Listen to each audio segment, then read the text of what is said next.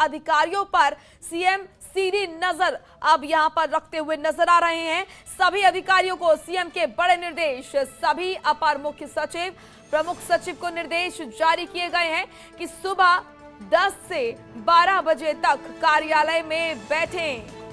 तो ये बड़ी और अहम जानकारी, अधिकारियों पर सीएम की सीधी नजर। आपको बता दें कि सुबह 10 से 12 बजे तक कार्यालय में बैठने को कहा है। फील्ड में तैनात अधिकारी भी कार्यालय में बैठेंगे। कार्यालय में बैठकर जन सुनवाई करें अधिकारी। सीएम योगी आदित्यनाथ ने ये निर्देश अधिकारियों को दिए हैं। जनता की समस्याओं का समाधान करेंगे अधिकारी। सीएम और मुख्य सचिव कार्यालय करेगा मॉनिटरिंग। तो ये बड़ी और अहम खबर आपके सामने।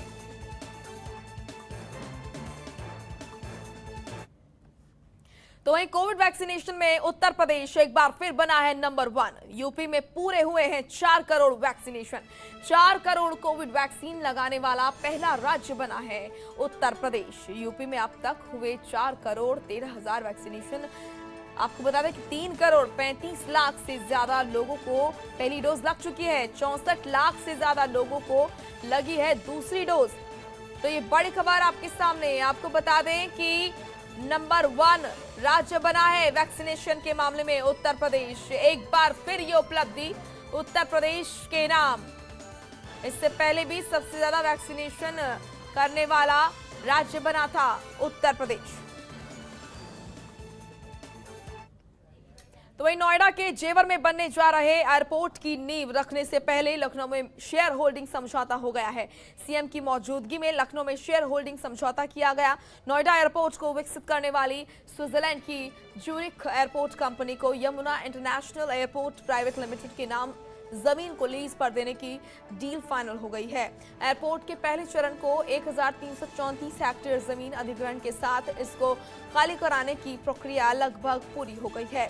नागरिक उड्डयन विभाग के नाम मौजूद ये जमीन अब नोएडा इंटरनेशनल एयरपोर्ट लिमिटेड के नाम ट्रांसफर की जाएगी।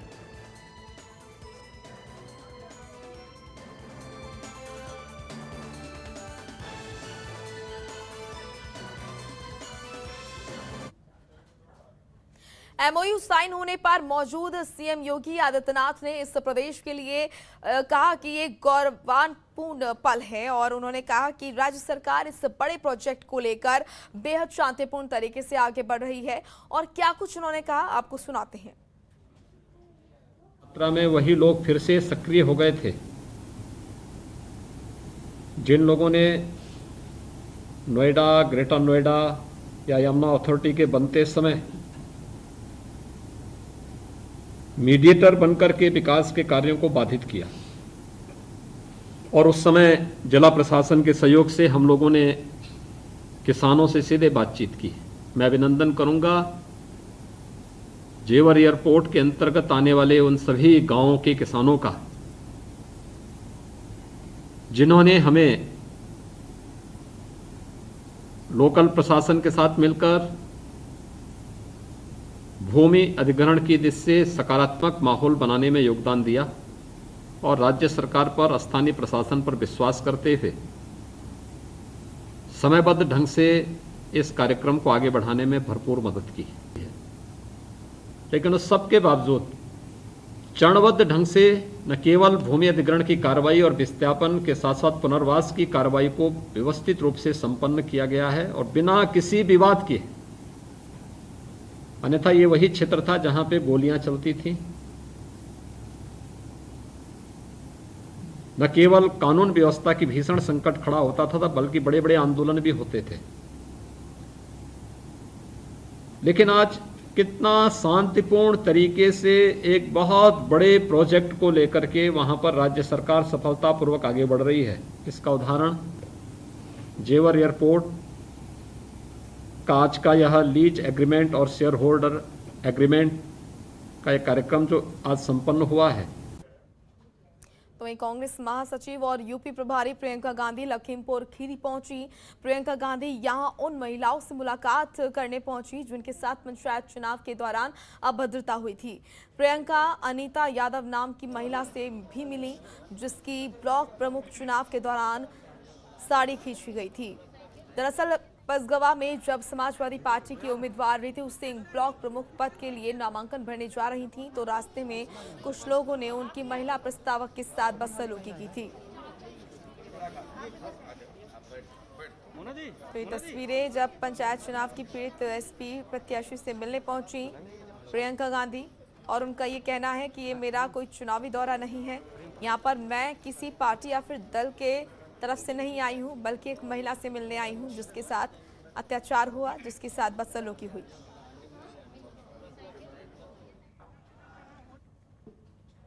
प्रियंका गांधी का प्रदेश कार्यालय पर बैठकों का दौर लगातार जारी है। इसे लेकर सेवा दल को व्यवस्थाओं की सारी जिम्मेदारी सौंपी गई है। आपको बता दें कि अपने नेता के आने के उत्साह में सेवा दल उत्साह से लबरेज है और गाना गाकर स्वागत करने की परंपरा को बढ़ा रहे हैं। सेवा दल के अध्यक्ष डॉक्टर प्रमोद पांडे से खास बातचीत की हमारे संवाददाता प्रमोद पांडे ने। प्रदेश में प्रियंका गांधी के आने से जिस तरीके से कांग्रेस कार्यालय में हलचल है और उसमें एक जिम्मेदारी दी गई है सेवा दल को, और आप देख सकते हैं कि सेवा दल के जो यहाँ पर जितने भी लोग हैं, जो उनके सहयोगी हैं, वो सब एक कतार में खड़े हैं ताकि व्यवस्था को सुदृढ़ बनाया जा सके, किसी प्रकार की कोई हौच पौच ना हो। और आप देख सकते हैं एक ड्रेस कोड है, टोपी है, फिर बिल्ला है, उसके बाद एक सफेद रंग की ड्रेस है। लेकिन आप जब भी कांग्रेस का कार्यक्रम होता है तब यहाँ की व्यवस्था के लिए ये सेवा दल हो जाता है। आप सुन रहे हैं, गाना भी ये लोग गाते हैं ताकि उत्साह भी लगे लोगों के अंदर। और आप देख सकते हैं कि जिस तरीके से प्रमोद पांडे जी से हम बात करेंगे कि आखिर क्या कुछ उद्देश्य है। सर, क्या उद्देश्य है? आप जिस तरीके से गाना गा रहे हैं, क्या? देखिए, ये हमारी परंपरा है।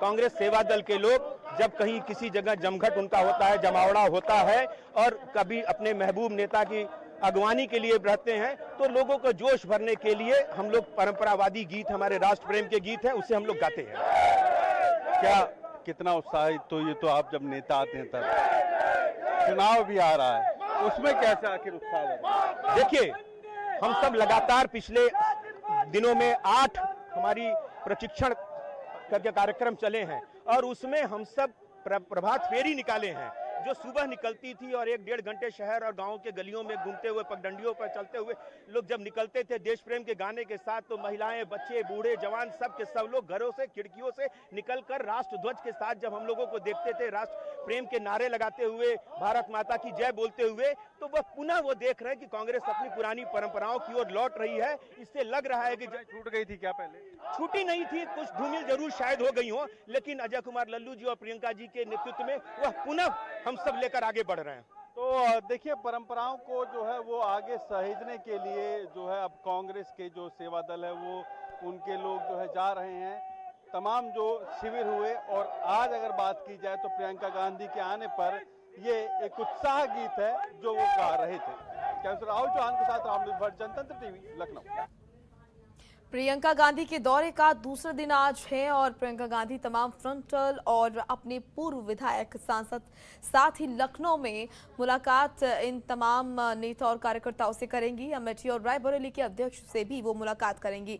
साथ ही उत्तर प्रदेश में नेताओं से जानेंगी कि आखिर 2022 के चुनाव में कैसे कांग्रेस को मजबूती के साथ जमीन पर उतारा जा सके। वहीं आपको बता दें कि वहां का जायजा लिया हमारे संवाददाता राम मनोज भट्ट ने।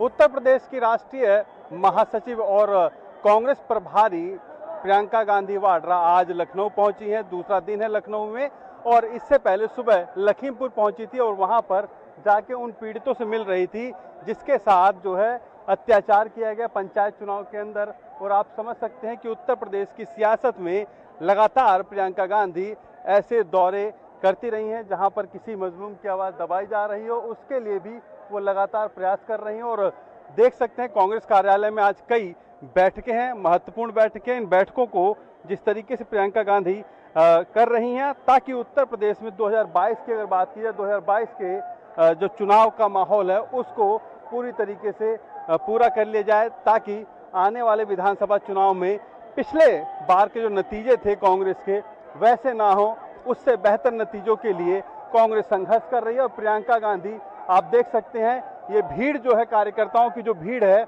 वो कैसे लगी हुई है। कार्यकर्ता तमाम जो है इंतजार कर रहे हैं अपने नेता का। और देखिए प्रियंका गांधी आ गई हैं और प्रियंका गांधी लगातार जो है अपने कर्मचारियों से, अपने नेताओं से मिल रही हैं, तमाम बातें कर रही हैं और उत्तर प्रदेश में 2022 के चुनाव की जो है तैयारियां, आगामी रणनीति जो है उसको लेकर ये बना रही हैं। और यहाँ पे आप देख सकते हैं कि कांग्रेस की अगर बात की जाए, कांग्रेस की जो प्रदेश प्रभारी हैं वो कैसे जो है वो कैसे अब कर रही हैं। और आप देख सकते हैं कि भीड़ जो है कार्यकर्ताओं की, भीड़ जो कार्यकर्ताओं की है वो आप देख सकते हैं किस तरीके से ये कार्यकर्ता जो है वहां से भीड़ किस तरीके से आगे बढ़ रही है। और आप समझ सकते हैं कि प्रियंका गांधी जो है अब अंदर पहुंची हैं और बैठक करेंगी। बैठकों में तमाम फ्रंटल हैं, उनके साथ साथ तमाम जो और लोग हैं उनसे चर्चा करेंगी। पूर्व विधायक, पूर्व सांसद, ब्लॉक के पूर्व अध्यक्ष, इन सबसे चर्चा करेंगे। और इतना ही नहीं, अमेठी और रायबरेली के जो सदस्य हैं उनसे भी बैठकर चर्चा करेंगे और 2022 के चुनाव को कैसे जीता जाए इसके ऊपर रणनीति तैयार करेंगी। कैमरा राहुल चौहान के साथ रामनित भट्ट, जनतंत्र टीवी, लखनऊ। खबरों के निष्पक्ष विश्लेषण के लिए सब्सक्राइब करें Jantantra TV and press the bell icon. Never miss any update.